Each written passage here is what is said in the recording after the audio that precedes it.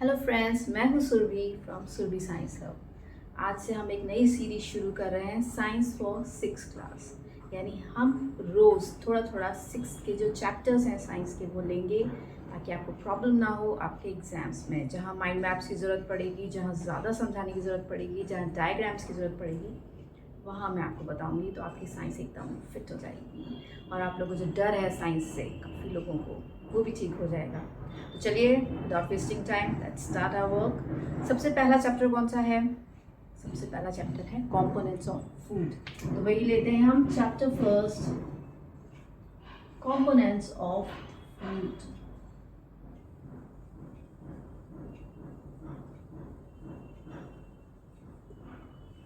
When we talk about components of food, तो components क्या होते हैं?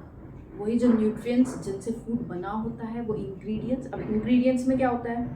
जैसे मान लीजिए आपने एक सब्जी बनाई, अब सब्जी के अंदर क्या होगा? आपको वेजिटेबल मिलेगी, आपको मसाले भी मिलेंगे और थोड़ा बहुत ऑयल वगैरह भी मिलेगा। तो इसके अंदर जो चीज़ें प्रेजेंट होती हैं उन्हें हम बोलते हैं न्यूट्रिएंट्स। जैसे ऑयल में हमें फैट मिल जाएगा, अगर वेजिटेबल्स में आ जाओ तो विटामिन मिनरल्स मिल जाएंगे। तो इसलिए जो कंपोनेंट्स ऑफ फूड हैं उनमें आते हैं न्यूट्रिएंट्स। और न्यूट्रिएंट्स जैसा कि हम जानते हैं कौन कौन से होते हैं, as we all know.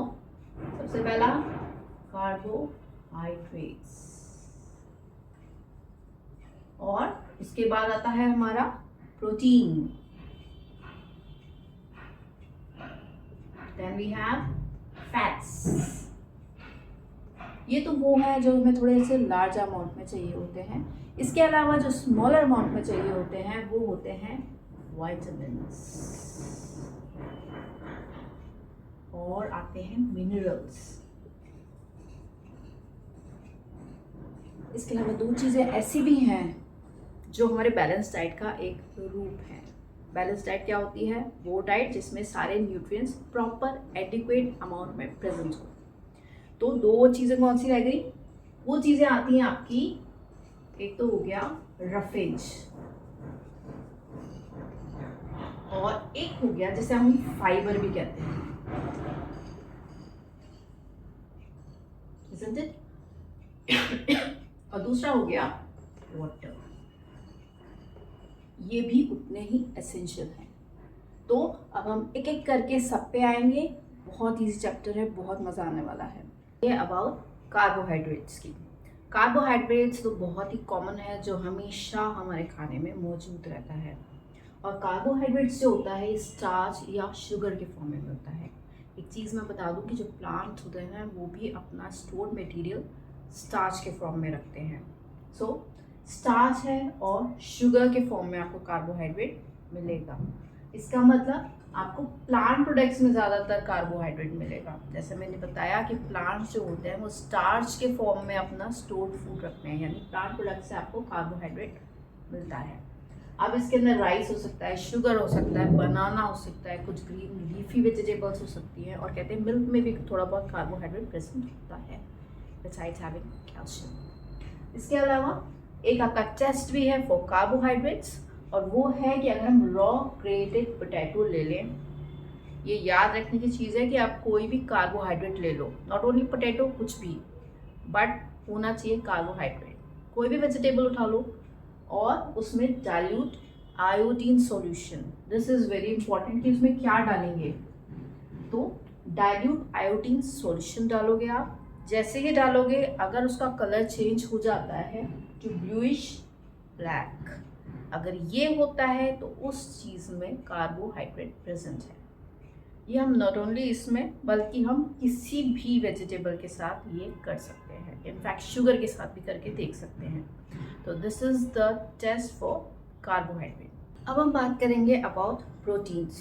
Proteins जो होते हैं उनको बॉडी बिल्डिंग फूड भी कहा जाता है, क्योंकि आपकी मसल्स अगर आपको बनानी है तो आपको प्रोटीन ज़्यादा खाना होता है। आप में से जो ये जानते हैं कि जैसे जो लोग जिम जाते हैं, आपके पेरेंट्स या कोई भी आपके घर में से जो जिम जाता होगा, वो एक प्रोटीन डाइट ज़रूर लेता होगा, क्योंकि उससे क्या होता है, हमारी मसल्स काफ़ी स्ट्रॉन्ग बन जाती है और वेट लॉस भी होता है।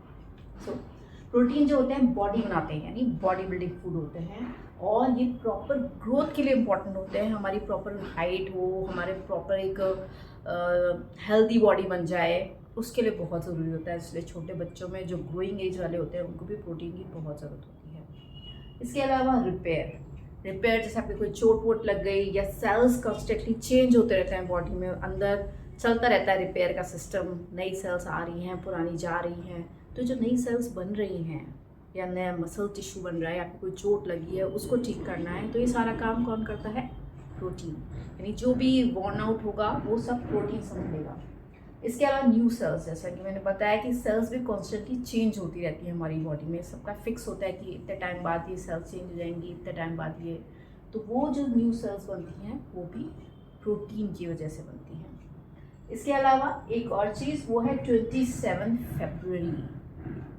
हमारी कंट्री में ये नेशनल प्रोटीन डे मनाया जाता है। इसलिए मनाया जाता है कि लोगों में अवेयरनेस हो, क्योंकि प्रोटीन की कमी से काफ़ी सारी डेफिशिएंसी डिजीज़ हो जाती हैं, तो इसलिए प्रोटीन की अवेयरनेस को बढ़ाने के लिए ये नेशनल प्रोटीन डे मनाया जाता है। इसकी डेट याद रखिएगा 27 फरवरी।